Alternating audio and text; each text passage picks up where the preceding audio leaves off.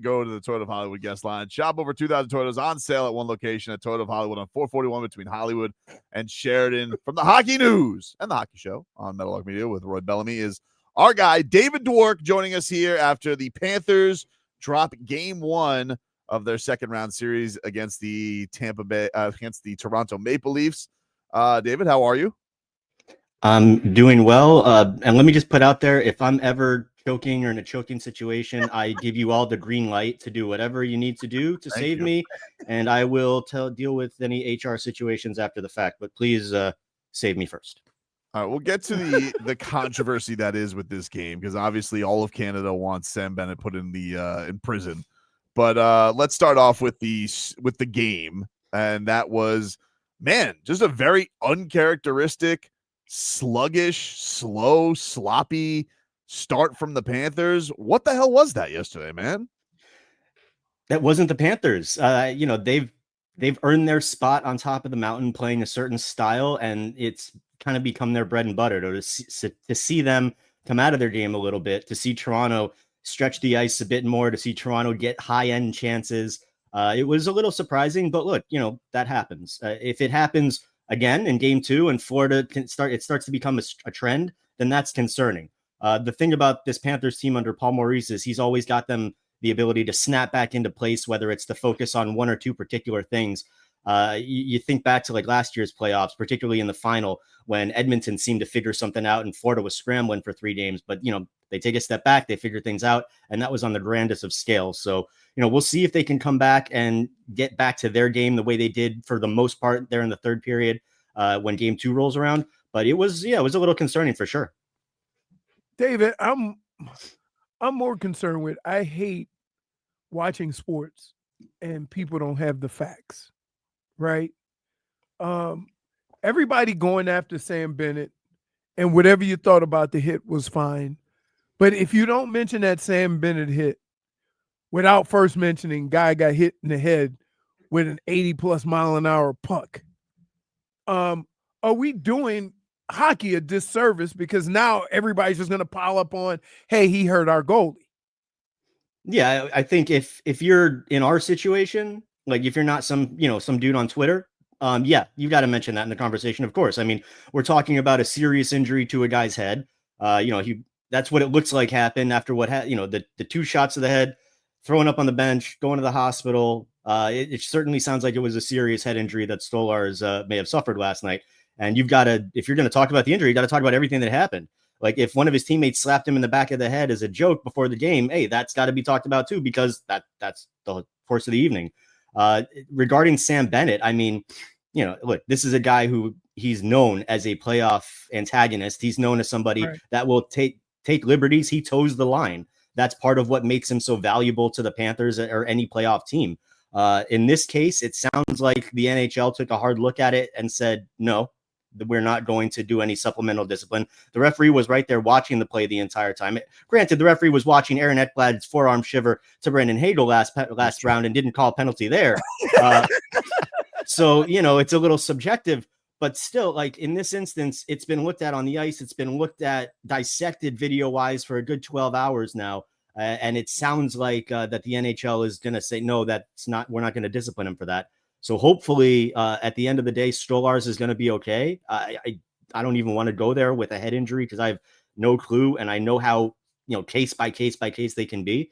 But hopefully he's okay. And, just getting back into game 2, that should be another reason that it should be fun, because I would imagine Toronto will look to settle things on the ice. Well, I was going to ask you that because, you have a special place in your heart for goalies, and Stolarz was obviously here. We got love for him. So, like, when you watched the play, did you just think it was incidental? Did you think he was trying to get in the head a little bit? Like, what did you just make? Forget about whether it hurt him or not. Like, what did you just make of what happened there with him and with Bennett hitting on Stolarz?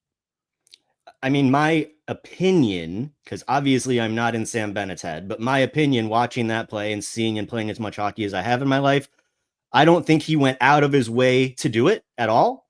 I think he maybe could have done a little bit more to avoid it.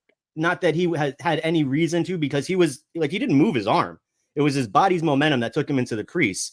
And could, in that moment, everything's happening so fast. It's so hard to say. And I'm not in Bennett's head. I'm not there with him. It didn't look like there was anything malicious. But if you want to play the super duper cautious game, then I suppose something could have been maybe avoided there. But, he wasn't looking to take a headshot at Anthony Stolarz. I think the way that they kind of came together in that moment, it's just hard, Tobin, because it happened in like the blink of an eye.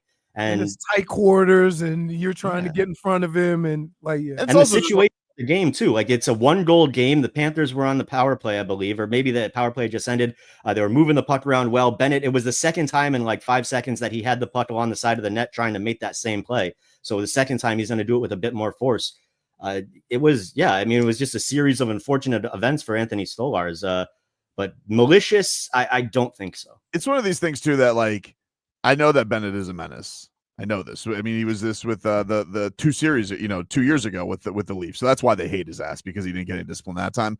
But I just imagine, like, I do think there is some kind of, I know I'm going to sound like a Panthers homer here, code amongst their dirty play. Like, the Lightning struck first the last series with going after Barkov. That's why what happened.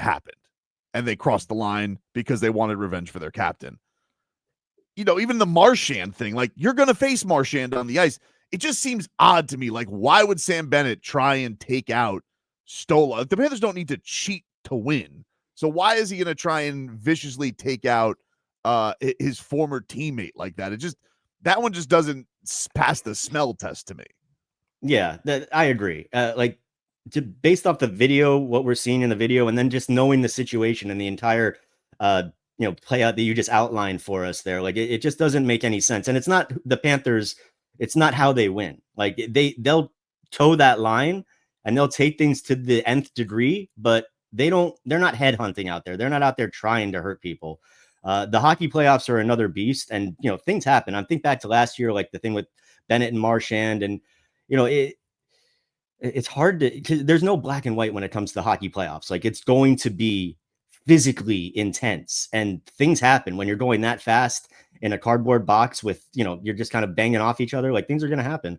I don't want to sound like I'm just like, casting it aside what happened last night, but it's just, things happen in hockey. And in that case, I don't think there was any intent to hurt someone. So I don't think, obviously he's going to get a lot of attention paid to it, but to harp on Bennett and the hit itself, I think that's maybe, being a bit biased, which, it's the playoffs. Everybody's allowed to be biased, but I think the league is what sounds like they're handling it well, in my opinion. And now I'm just anxious to see kind of how it gets handled on the ice in game 2. What do you think? What do you think needs to improve for them, just from a playing standpoint, right out of the gate? Like, is it a line? Is it one of the top guys, just to make sure they don't get out to such a rudderless start like they did? Because they almost came back. I mean, look, there's props in that, but like, you put yourself in such a bind to get down as quick as and as much as they did.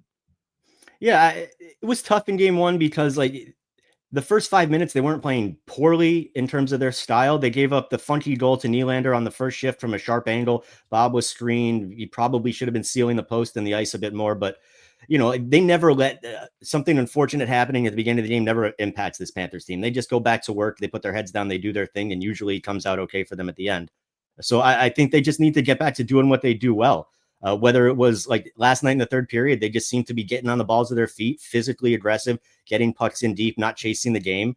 And that's just their bread and butter. That's Panthers hockey. So I think as long as they come out in game 2 and just play their style, and whatever Toronto may do, if they score early again, just keep doing your thing. Where they got away from it last night was just they got into too much of a rush game, and Toronto was getting into those high danger areas they did such a great job keeping Tampa Bay out of. So as long as they get back to doing what they do well, which they've shown they can do against this Toronto team this season, then they should be able to get home with a split.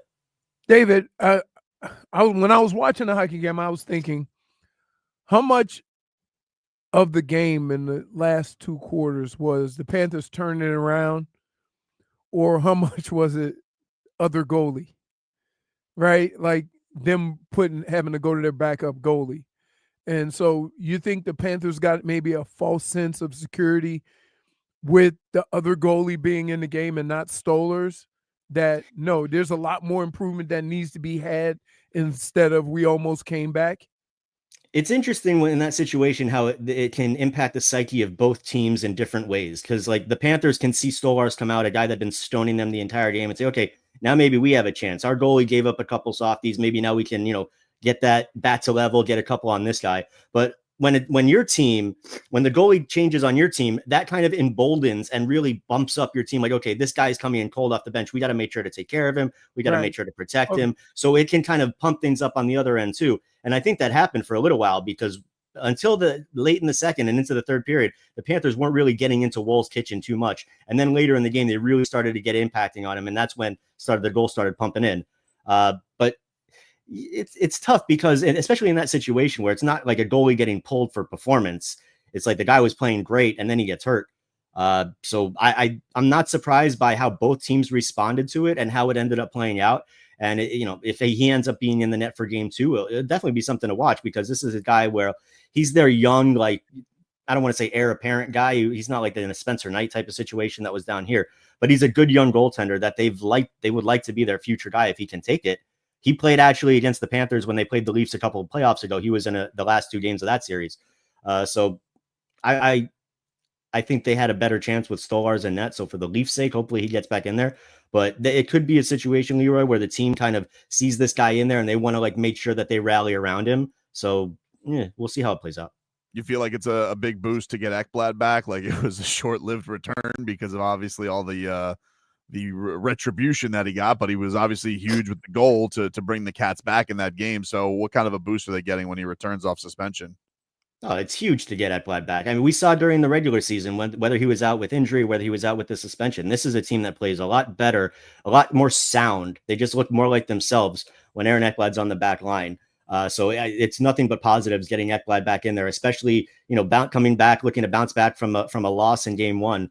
Having Ekblad out there. The big thing I think for me with Ekblad, he obviously can stabilize a power play, whether it's number 1 or number 2, but giving Seth Jones a little bit of a break. When Ekblad's not there, Seth Jones is playing like 26, 27 minutes a game.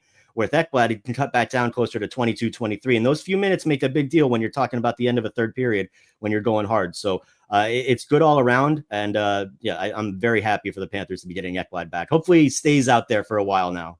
Is that unheard of? Because I like they talk about it all the time, and I'm not familiar with what's a lot, what's ridiculous. In basketball, who was it? Somebody played 51 minutes. I think it was Bridges or something. Bridges played 51 minutes, and he's never missed a game. Mm-hmm. Right?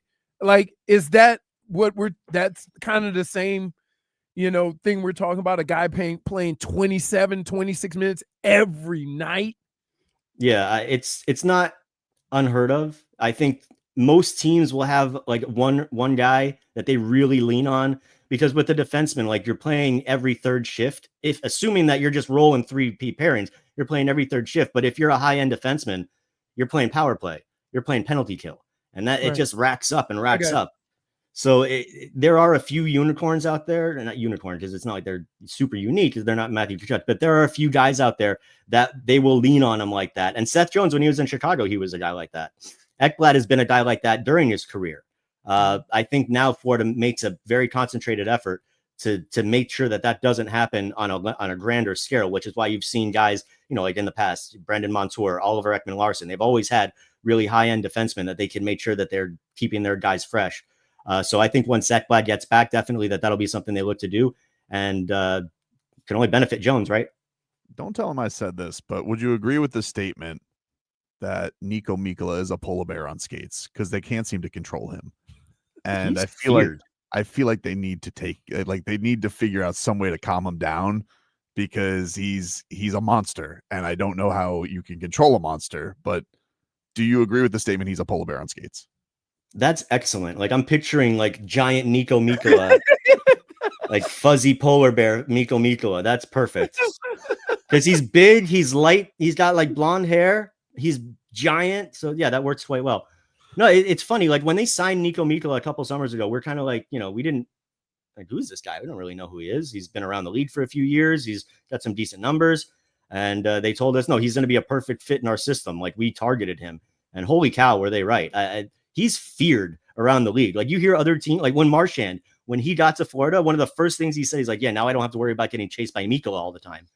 Like really? They don't, they don't like Did you not see him rubbing that dude's nose in the ice last series, Leroy? He's a menace. He needs he should have a little calmed down in the third period, though. Like, that wasn't the time, Niko, yesterday. Yeah. Well, even he had that hit on the bench where I think he took a penalty for it, where it wasn't even like he was trying. He's just so big and he was taller than the guy that he just kind of ran his arms forward. But man, that's what you need. Like, you need the Mikkolas, the Marchands, the Bennetts. Like, as much as they're going to, take things to the nth degree. Like, that's what you need to succeed in the playoffs. And the Panthers went forever without just getting to the playoffs to have that success. So the fact that they've built a team that they're a little feared and they might toe that line, if they cross it every so often, like, you're not going to condone it. You don't want to encourage it, but gosh darn it, you're winning Stanley Cups. So I'm not going to complain too much. Nobody's out there nobody's out there headhunting. They're playing a very tough plan to playoff hockey. And Niko Mikkola, maybe not as talked about, obviously, as guys like Sam Bennett or Matthew Tkachuk, but on the ice, nothing to him. Everybody's got an eye on him when he's out there. Yeah, it was 2-1 filthy. That's how we like it. And it's just a menace. 2-1 filthy. All right, buddy. Thanks for stopping by. I appreciate you. Go check out David Dwork's work during the playoffs on the Hockey News and the Hockey Show, Meadowlark Media with Roy Bellamy. They do a great job. I saw you guys looking dapper for the gentleman's sweep on your latest episode. So we appreciate you, buddy. Thank you for stopping by. Thanks, Dave. Oh, always a pleasure, man. Good to see you guys. Bye, Hockey Hornet. There's the Hockey Hornet. Marcos. Part of our road to repeat, brought to us by our friends over at Celsius. Hockey fans, don't sit this one out. When it's game time, make Celsius a party play and get that energy up. Game day is fueled by Celsius Essential Energy Drinks, the official energy drink of your Florida Panthers.